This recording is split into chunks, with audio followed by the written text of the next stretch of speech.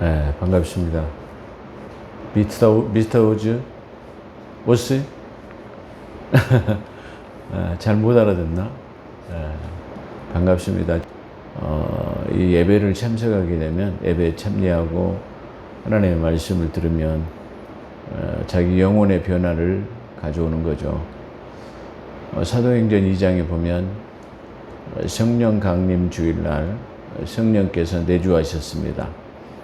근데 이 성령의 강림에 내주하신 것은 그때 천하각국에서 많은 사람들이 모였어요. 천하각국에서 많은 사람들이 모였다라는 말은 전 세계적으로 흩어 살던 이 디아스포라들이 그 유대 명절을 지키기 위한 그 유월절 행사, 77절 행사를 지내기 위해서 6월절이 지난 다음에 50일이 지난 다음에 77절이라고 하는 오순절이죠.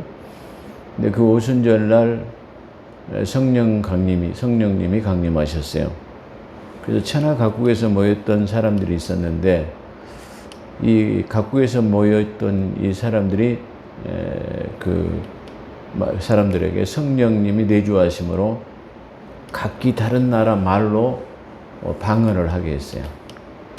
그 말은 비록 우리가 언어의 소통이 없다 할지라도 성령의 내주하심을 통해 가지고 큰 은혜를 받을 수 있다.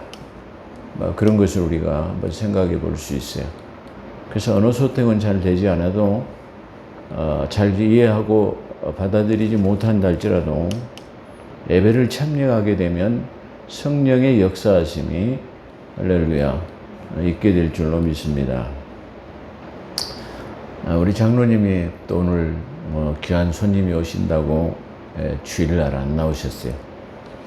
근데 제가 생각할 때는 장로님다운 권위를 다른 사람들에게 보여주셔야 돼요. 그러니까 모임을 갖자고 하면 나 교회 장로인데 교회 예배 무슨 일이 있어도 예배에 목숨을 바쳐서 예배 드리러 가야 되기 때문에 주일날은 안 된다 하고만은 많은 날이 있는데 토요일 날 하셔도 되고 다른 날 모이자 말이야. 이렇게 그 장로로서의 본을 보이셔야 돼요. 근데 사람들이 장로님하고 주일날 만나서 식사도 하고 즐겁게 지내겠지만 그 사람들이 뒤로 돌아가서는 뭐라고 하냐면은 장로도 교회 안 가고 그냥 빠진 거 다반사로 빠지되 그 뒤에서는 오히려 이렇게 쑥독공룡처럼 그 사람들의 많은 사람이 입에 오르게 내리게 되는 거예요. 그러니까 예를 들어서 이 그리스도인들이 실수하기 쉬운 거이 뭐냐면은 동창회 모임이라든가 어디 가면 그냥 오늘 한 잔만 해. 오늘 괜찮아. 눈 감아 줄게. 이렇게 권유를 합니다. 그러면 그 권유에 못 믿어서 만약에 맥주 한 잔을 했다든가 예를 들어서 와인을 한 잔 했다든가 그러면 그때는 괜찮은 것 같지만 사람들이 뒤에 돌아서서는 내 친구 한 사람이 있는데 말이야. 나하고 아주 친한 친구인데 교회 장로야. 교회 안수 집사야. 아니면 교회 전도사야. 근데 다 돌아서서 다 술 먹대. 뒤에서 이렇게 그러는 거예요. 그러기 때문에 그런 것을 조심해야 되는 거예요.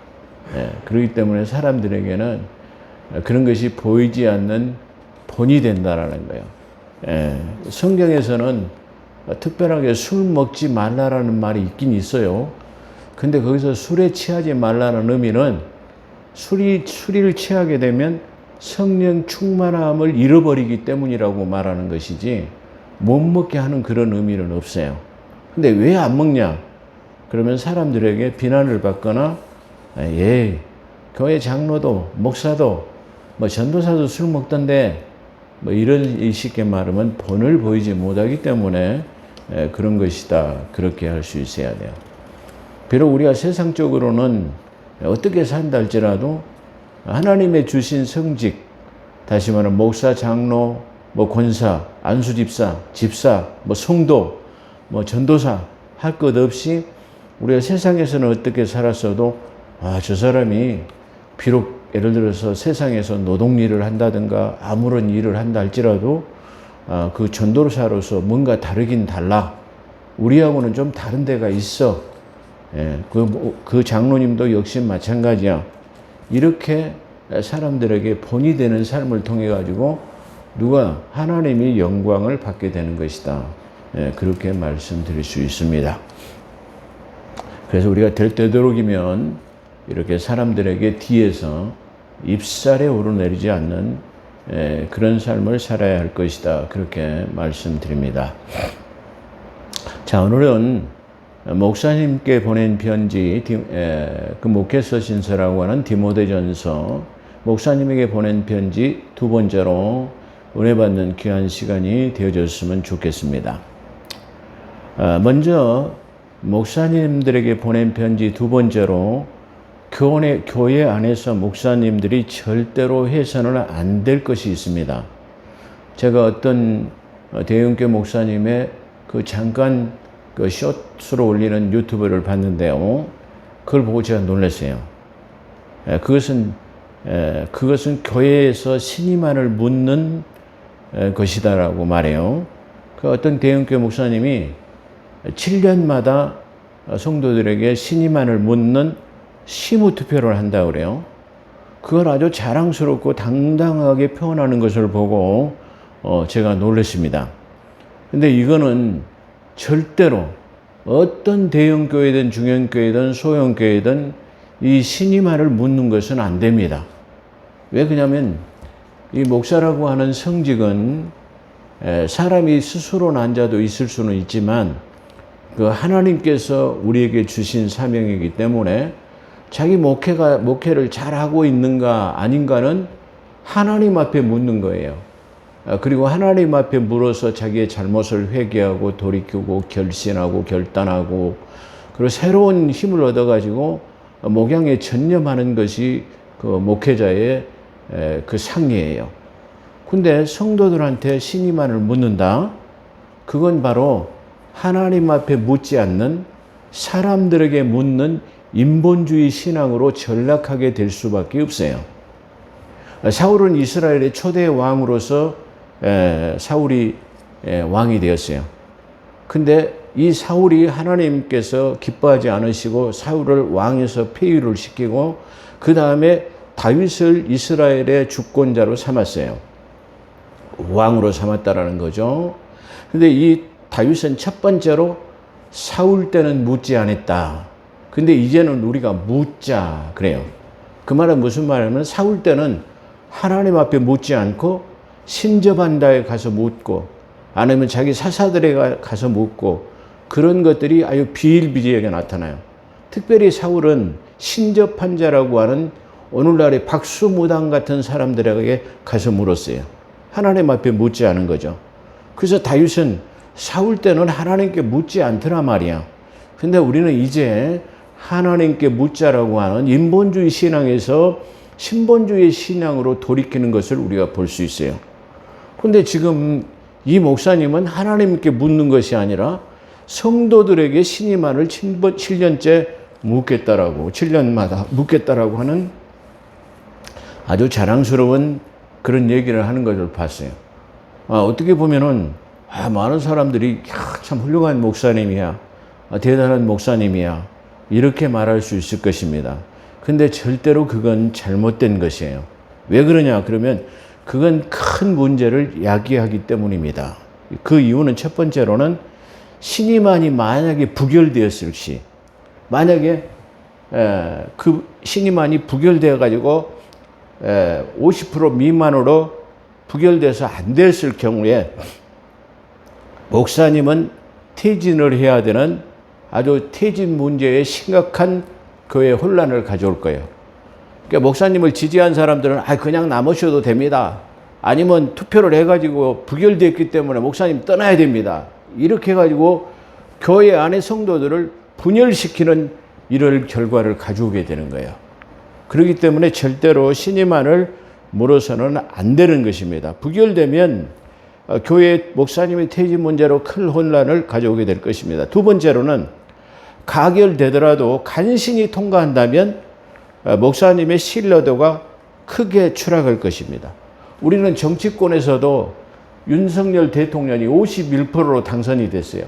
그러니까 사람들이 아주 그냥 원사이드하게 리드를 해가지고 이겼으면 많은 지지율을 얻었기 때문에 말을 못해요. 근데 사람들이 대통령이 되었다 할지라도 51%밖에 지지를 못 받았어. 49%가 반대하는 사람이야. 그렇기 때문에 항상 49%를 생각하라고 막 정치권에서 대통령을 폄하하는 것을 볼 수 있어요. 마치 그런 것처럼 이게 가결되더라도 간신하게 그냥 통과가 되면 목사님의 신뢰도, 우리 목사님이 아주 목회 잘하시고 성도들이 다 쉽게 말하면 목사님을 많이 따른 줄 알고 이게 그런 줄 알았는데 투표해 보니까 그것밖에 안 나왔어. 겨우 통과됐네.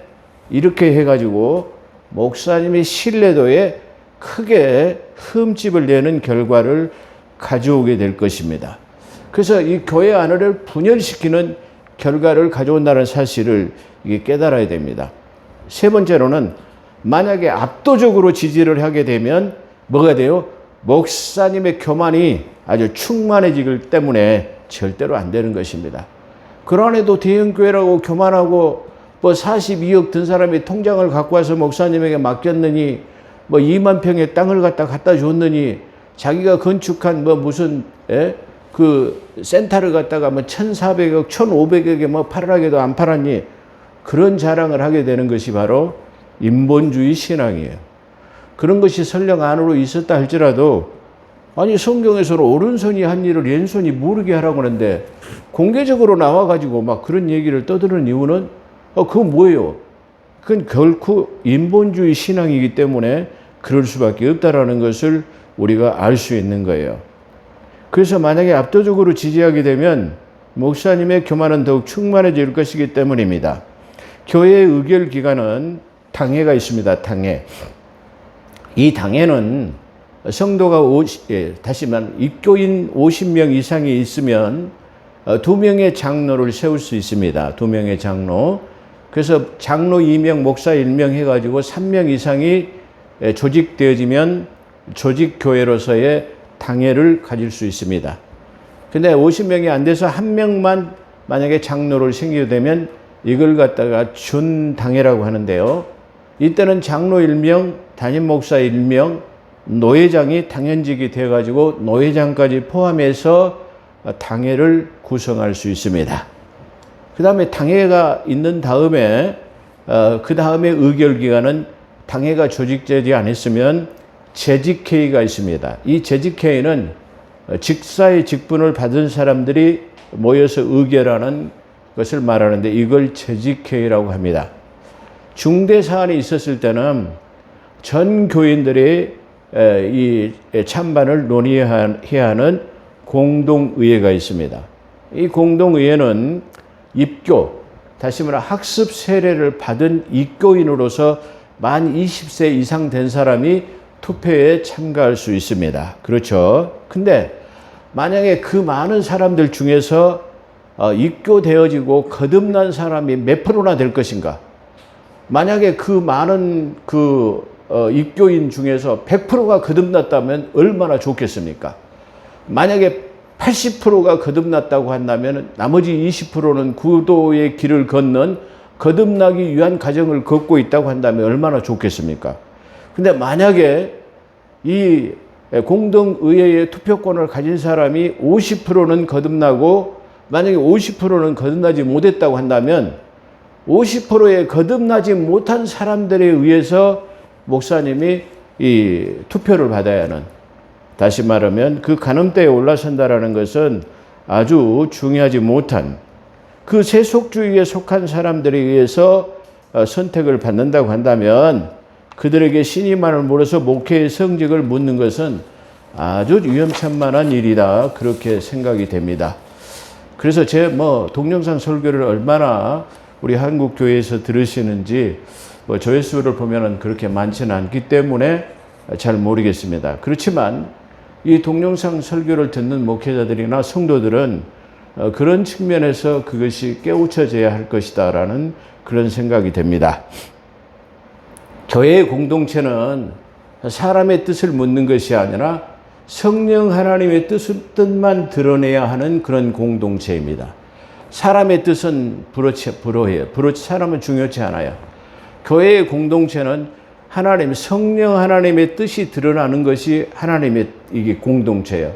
그래서 교회의 공동체는 인본주의 공동체가 아닌 신본주의 공동체라는 것을 우리가 깊이 인식해야 할 것이기 때문입니다.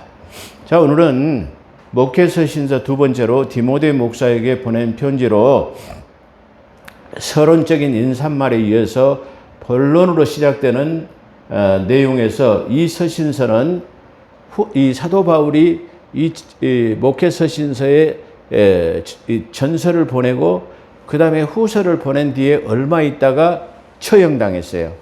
그렇기 때문에 어떻게 보면 이 목회서신서는 사도 바울의 4차 전도 여행 후에 다시 말해 처형당을 순교당하기 전에 보내는 마지막 유언서와 같은 것이다. 그렇게 말씀드릴 수 있어요. 바울은 디모데 목사에게 마게도냐로 가면서 4차 전도여행 마게도냐에 가면서 에베소 교회에 머물라 다니마라 그렇게 권면한 이유. 그러니까 지금 이 디모데 목사에게 에베소 교회 담임 목사로 가서 목회해라 한 데가 언제냐면은 마게도냐의 4차 전도여행을 떠나면서 거기 가서 목회해라. 근데 거기 가서 목회해야 되는 첫 번째 이유가 뭐냐?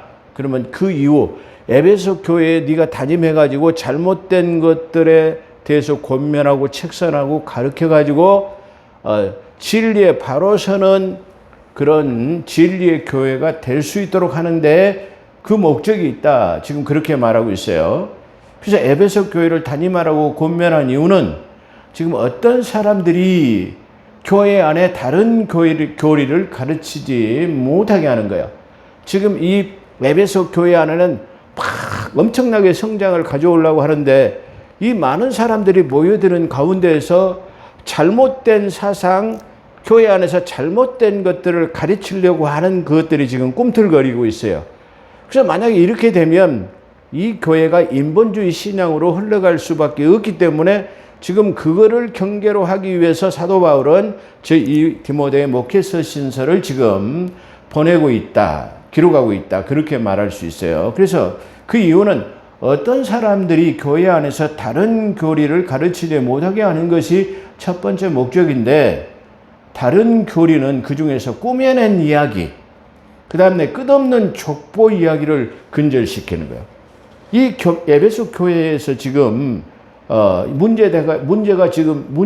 문제점이 일어나고 있는 것이 뭐냐면은 다른 교리인 꾸며낸 이야기와 족보 이야기를 족보 이야기를 계속하는 것인데, 이것은 교회 안에서 아무 필요가 없는 것인데 이것들이 지금 만연되어 가지고 그 신비주의나 다시 말하면 영지주의적인 것으로 빠지고 있기 때문에 지금 그것을 근절시켜야 함에 있다라는 것이에요. 이 꾸며낸 이야기와 족보 이야기는 믿음 안에서 경건을 세우기보다는 경건이라는 건 뭐냐면은 말씀과 기도로 거룩해지는 것, 그걸 경건이라고 그래요. 그래서 이것은 믿음 안에서 경건해지는 것하고는 상관이 없이 경건을 세우는 것보다는 의문의 논쟁을 야기시키기 때문이에요. 그러니까 이것이 갖다 믿음으로 경건에 든든하게 세우는 것이 아니라 의문만을 이렇게 세울 뿐만 아니라 논쟁을 일으키게 하는 그런 문제가 될 수 있기 때문에 이걸 근절시키지 않으면 안 된다라고 하는 것이야.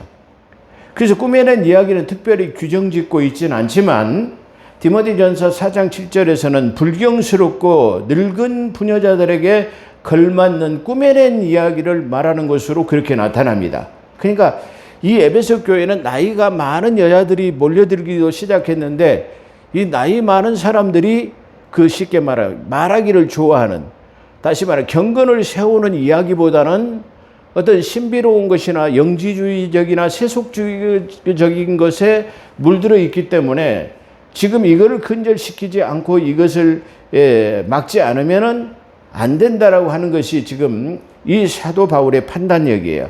그래서 그걸 지금 근절시키고자 하는 것이에요. 그래서 유대인의 꾸며낸 이야기는 유대인의 전승에 따른 탈무드 같은 것, 미시나, 이 카블라 같은 것을 설명한 것으로 보여집니다. 그렇기 때문에 저 유대인들은 하나님의 말씀인 경전, 성경, 율법이나 하나님의 성경보다는 뭘 더 많다면 탈무드라고 하는 미시나 같은, 다시 말해 유대인의 전통에 따른 장로들이 세운 유전, 미시나, 이런 탈무드나 갖다가 이게 미시나 같은 것들을 더 신봉하고 하나님의 말씀을 더 등한히 하는 거예요. 다시 말하면 탈무드나 미시나 같은 것을 하나님의 말씀의 위에다 놓는 거예요. 그것이 아주 유용한 발상이라고 볼 수 있죠. 바로 그런 것 때문에 지금 이 교회 안에 하나님의 말씀이 우선주의가 되어야 되는데 지금 그러지 못한 것에 대한 것에 지금 경고를 하고 있다. 그런 말이에요. 그래서 이런 것들은 끝없는 변론과 논쟁을 일으킬 뿐이다. 그리고 이 끝없는 변론과 논쟁의 족보 이야기는 랍비들 사이에, 다시 말해 유대의 세운 랍비들의 선생이라고 하는 랍비들의 끝없는 논쟁이 계속 논쟁을 일으킬 뿐만 아니라 다시 말해 변론을 일으키는, 하나님께서는 변론, 논쟁을 일으키지 말라고 그렇게 말하죠. 그래서 그것들을 변론과 논쟁을 일으킬 뿐이기 때문에 끝없는, 쉽게 말하면 교회 안에서의 말장난 같은 그런, 쉽게 말하면 그러게 뭐라고 그러죠? 그 풍설 같은, 다시 말하면 유언비어 같은 풍설이 난무하기 때문에 이런 것들을 근절시켜야 할, 이게 쉽게 말하면 근절시켜야 할 것을 지금 생각하고 있는 것이죠. 그래서 이 교리의 목적은, 교리의 첫 번째 목적은 뭐냐면은 성경을 주신 목적을 지금 말하고 있는 것이죠. 성경을 주신 목적. 성경을 이 고린도후서 3장 16절에 보면 성경을 주신 목적을 거기서 말하고 있는데요. 모든 성경은, 그렇죠. 모든 성경. 성경 66권의 이 성경을 말하고 있는데 이 성경을 주신 목적이면 첫 번째로는 교리라고 하는 바른 교리를 지금 주기 위해서 성경을 주신 목적이에요. 그러니까 성경의 첫 번째 주신 목적은 창조주를 알게 하는 것도 중요하지만 구원 사역에 관한 것도 중요하지만 바로 이 교리를 깨닫게 하기 위해서 이 성경을 주었다라는 것이 첫 번째 목적이다라고 그렇게 말했어요. 자, 그렇다고 하면 이 성경을 주신 첫 번째 교리를 알게 하시는 목적인데 그러면 교리는 뭘 말하는 거냐? 교리의 궁극적인 목적이죠. 그 종교가 가지고 있는 핵심 원리와 같은 중요한 내용을 갖다가 그 종교가 가지고 있는, 그 교회가 가지고 있는 교리다. 그렇게 교리가 뭐냐? 그러면 우리 기독교, 예수 그리스도를 믿은 이 단체에서 가장 중요시 해야 되는 것이 뭐냐? 그걸 말하고 있어요. 그래서 이 교리의 목적을 말하고 있는데 첫 번째로는 청결한 마음, 그 다음에 선한 양심, 거짓 없는 믿음. 그랬어요. 거짓 없는 믿음. 그러니까 첫 번째로는 청결한 마음이요, 선한 양심이요, 거짓 없는 믿음이요. 그 다음에 거짓 없는 믿음에서 나오는 사랑이라. 그렇게 말해요. 그러니까 이 교리를 주신 첫 번째 목적이 바로 이 네 가지 것을 위해서 줬다라는 거예요. 네 가지의 교리의 목적은 선한 양심을 갖도록 교리를 줬다. 그 다음에 청결한 마음을 갖기 위해서 줬다. 그 다음에 거짓 없는 믿음을 갖기 위해서 줬다. 그 다음에 네 번째로는 거짓 없는 믿음에서 나오는 사랑을 갖기 위해서 너희에게 교리를 줬다. 그러니까 이 교리를 깨닫게 되면 청결한 마음, 선한 양심, 거짓 없는 믿음, 거짓 없는 믿음에서 나오는 사랑. 그래서 우리 기독교, 우리 교회를 갖다가, 교회의 공동체 기독교는 사랑의 종교. 하나님은 사랑이시다. 그 하나님이 누구냐면 사랑이야. 그죠? 하나님이 이 땅에 오셔서 십자가에 못 달려 죽으신 것은 요한복음 3장 16절에 하나님이 세상을 이처럼 사랑하사, 이처럼 어떻게? 자기 아들 예수 그리스도를 십자가에 죽기까지 사랑하시는 그 사랑. 이 네 가지 안에가 다 들어있는 거예요. 그래서 바로 믿음에서 나오는 또 거짓 없는 믿음에서 나오는 이 사랑이 바로 이 교리에 주신 첫 번째 목적이다. 지금 그걸 설명하고 있어요. 그래서 사람들이 주신 사람들에게 이것을 주신 목적은 이것에서 벗어나는 말은 이것. 다시 말하면 이것이라고 하는 이것은 말은 청결한 마음, 선한 양심, 거짓 없는 믿음, 거짓 없는 믿음에서 나오는 사랑.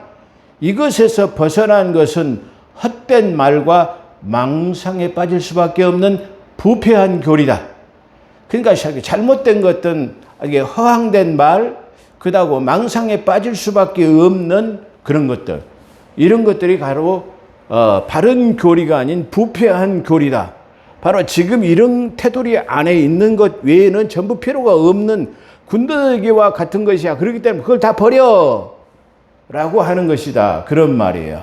그래서 이들은 율법의 선생이 되려고 하지만 율법보다 먼저 율법 위에 있는 율법의 선생이 되려 하지만 도리어 자기 자신들이 하는 말 자체도 학중할 수 없을 뿐만 아니라 깨닫지도 못해요. 그러니까 자기들이 하는 말 자체도 이것이 어디로 귀결되어지고 자기 자신들도 그걸 이 근원의 문제에 대해서 잘 이해하지 못하면서도 깨닫지 못하면서도 마치 풍설과 같은 유언비어와 같은 것. 그러니까 누가 뭐라고 하되 뭐 쉽게 말하면 그래가지고 뭐 그냥 말도 아닌 것 아니면 말고식으로 막 우리 오늘날에도 막 유튜브라든가 뭐 이게 텔레비전 뉴스 같은 것에서 보면은 뭐 아니면 말고식으로 막 보도를 해요. 예. 그래서 어떻게 저런 것을 할 수 있을까라고 이게 할 수 있는 그런 허망한 풍설 그런 것들이 많이 난무하고 있다라는 것을 우리가 알아야 돼요. 그렇기 때문에 그 진원지가 무엇인가를 우리가 확실히 알기 전에는 그걸 비판하거나 옮기는 일은 우리가 자제해야 된다라는 사실을 우리가 알 수 있습니다. 율법은 사람이 그것을 적법하게 사용하면 의롭고 선한 것이라고 지금 말해요. 자, 율법을 주신 목적은 그걸 잘 사용하면 다시 말해 그걸 경계로 받아가지고 그것을 벗어나지 않도록 하는 것이 율법의 목적이야. 아까는 뭐를 말했죠? 교리의 목적에 대해서 말했어요. 근데 이번에는 율법의 목적에 대해서 말하고 있어요. 우리 율법을 주신 이 첫 번째 이유는 그것을 적법하게 사용하는 거예요.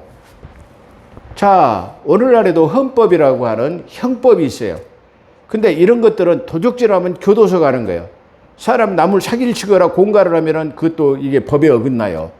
또 그렇기 때문에 뭐 사람을 때리거나 뭐 폭행을 하면 강도요, 도적질하면 뭐 절도요, 뭐 이런 걸 해가지고 그걸 하게 되면 어디로 가요? 교도소로 가요.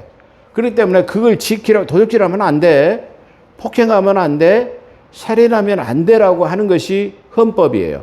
그런 것처럼 마치 쉽게 말하면 율법도 이와 같이 그걸 정해놨기 때문에 그걸 경계로 받아서 그걸 넘으면 안 되라고 하는 것이에요.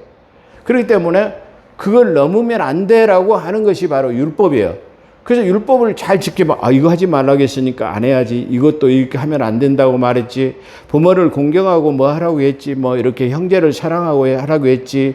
뭐 이런 것들을 지키면 그것도 의라고 선한 것이다. 그래요. 그것이 율법의 목적이에요. 그래서 사도 바울은 그것을 지금 이 디모데에게도 다시 주지시킬 뿐만 아니라 로마서 7장 12절에도 율법도 의롭고 선한 것이다 말이야. 율법도 적법하게 잘 사용하면 아주 귀한 것이다 말이야. 그걸 지금 설명하고 있어요. 그래서 그러므로서 알 것은 이것이 너희가 반드시 알아야 될 것이 있는데 그게 뭐냐 말이야.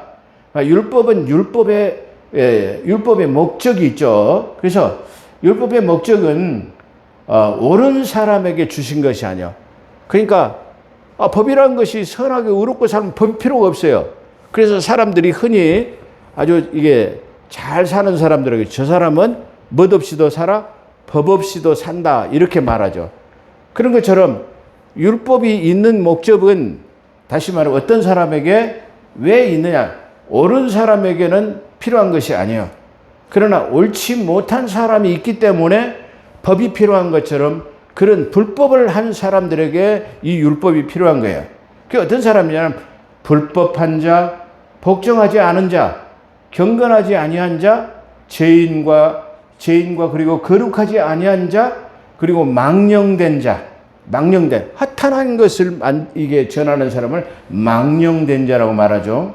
그리고 아버지와 어머니를 죽인 자, 살인한 자, 음행한 자, 남색하는 자. 남색하는 자는 특별히 동성연애자라고 하는 소도미를 말하고 있죠. 그래서 남색하는 자, 인신매매, 거짓말하는 자, 거짓 맹세하는 자, 그리고 바른 교리를 거스리는 자들을 위한 것이 율법이다 그랬어요. 그러니까 특별히 지금 이 에베소 교회의 그 시대의 사회상을 보게 되면, 사회 문화를 보게 되면 이게 인신매매한 사람도 많은 것 같아요. 그 남색이라고 하는 동성연애자도 많았어요. 그죠? 그리고 이 쉽게 말하면 음행하는 자, 이 살인, 인신매매, 뭐 이런 것들이 아주 난무하는 그런 때였는 것 같아요. 그래서 특별히 여기서 다른 말씀하고 좀 도드라지게 나타나는 것이 인신매매하고 남색이라는 것. 그런 것들이 다른 것 율법에서도 그런 것들이 나오긴 하지만 여기서 특별히 그것을 더 강조하고 있다라고 그렇게 말하죠. 그러니까 예를 들어서 우리가 이 말씀 속에서 그 시대상을 알 수 있는 것은 바로 고린도 전서에다가 사랑을 말할 때는 어떤 사랑을 말하냐면 그가 내 몸을 내어 불살라 내어 줄지라도 사랑이 없이는 그런 뜻이 나와요. 그렇기 때문에 그때의 고린도 교회 상황에서는 다시 말하면 자기의 그 어떤 추종하는 어떤 신앙과 어떤 그 학문을 위해서는 마치 자기 몸을 갖다 불살라 내어버려 주는 사람들까지도 있었던 것 같아요. 그러니까 거기에 많은 사람들이 현혹되는 것을 우리가 볼 수 있죠. 그래서 자기 몸을 불살라 내어 줄지라도 사랑이 없는 건 필요가 없는데 바로 그런 얘기를 우리가 하는 걸 볼 수 있죠.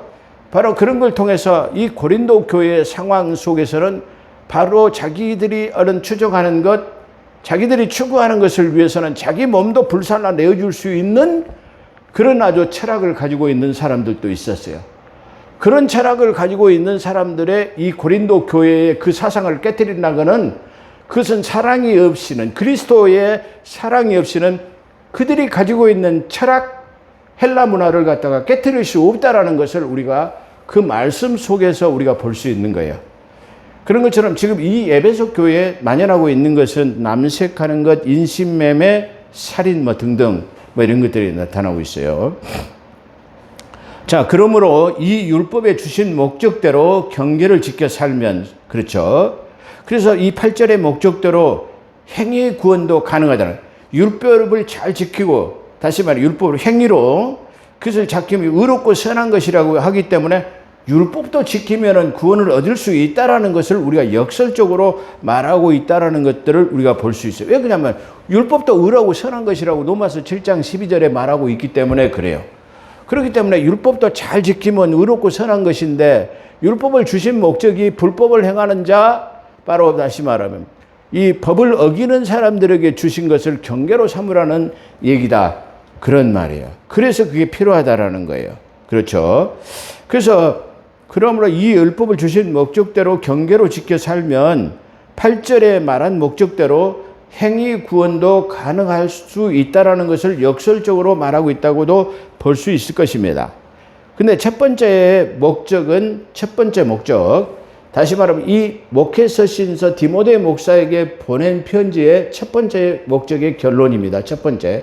이 다음에 두 번째, 세 번째가 나오겠죠. 자, 이 교회 안에 있는 거짓 교리에 대해서 지금 말하고 반론을 제기하고, 그 다음에 율법 위에 서서 가르치려고 하는 사람들에 대한 결론이다, 그렇게 말하죠. 자, 사도 바울은 이것이 하나님께서 받은 사명, 곧 진리의 바른 교리인 복되신 하나님의 영광의 복음이라. 그러니까 이 사도 바울은 하나님께로 내가 이 사명을 받았는데, 자기가 받은 사명이 뭐냐면은 이런 바른 진리의 교리를 전하도록 하는 것이 내가 받은 사명이고, 이 받은 사명이 하나님의 영광의 복음이다, 그런 말이에요. 그렇기 때문에 내 사명이 바로 이 바른 교리를 증거하는 것이 내 사명이다 말이야. 그러니까 내가 그래서 이 바른 교리를 지키려고 지금 모든 율법을 가르친 것이야. 그렇기 때문에 야 디모데야, 내 아들, 내 참 사랑하는 아들 디모데야, 너도 내가 받은 사명을 너도 지켜라고 하는 것이 바로 이 디모데전서 얘기예요. 그 말은 다른 말로 하면 사도 바울이 디모데 목사야, 내가 받은 바른 진리의 교리를 위해서 하나님의 영광의 복음을 받은 것처럼 너도 그걸 지켜. 디모데 목사야. 디모데 목사는 오늘 이 시대를 살아가는 목사야. 목사님들이요, 너도 바로 이 바른 교리를 지켜라고 하는 것이 이 오늘 디모데전서의 목사님에게 보낸 편지이다. 그렇게 말씀드릴 수 있을 것입니다. 기도하겠습니다. 오 거룩하시고 자비로우신 하나님, 이 목사님에게 보낸 편지를 통해서 오늘날 이 시대를 살아나가는 우리에게 왜 교리가 필요하고 왜 율법이 필요한가를 하나님 아버지 잘 설명해 주신 것을 감사합니다. 이 하나님 주신 말씀을 잘 박힌 못이 되게 하사 하나님 목회 철학으로 그리고 목회의 역량으로 삼을 수 있도록 우리 하나님께서 함께하여 주시옵기를 아버지 간절히 바라옵곤 합니다. 특별히 감사하는 것은 우리가 어떤 일이 있더라도 주의를 지키는 일에 목숨을 바쳐서 예배하는 그런 복된 삶이 될 수 있도록 늘 하나님 세상과 짝하지 않고 구별된 삶을 살아가게 도와주시옵소서. 특별히 새롭게 입교한 하나님 우리 사랑하는 성도들을 기억하시고 또 하나님 오늘 예배에 참석한 저 오치에게도 성령의 충만하신 은혜를 통해서 그의 삶이 열어지게 도와주시고 그 앞길을 하나님께서 인도하여 주시옵기를 아버지 간절히 바라옵곤 합니다. 오늘도 우리를 붙들어 주시고 인도하신 하나님께 영광을 돌려드리며 감사하며 우리 구주 예수 그리스도 이름으로 감사기도 드리옵나이다. 아멘.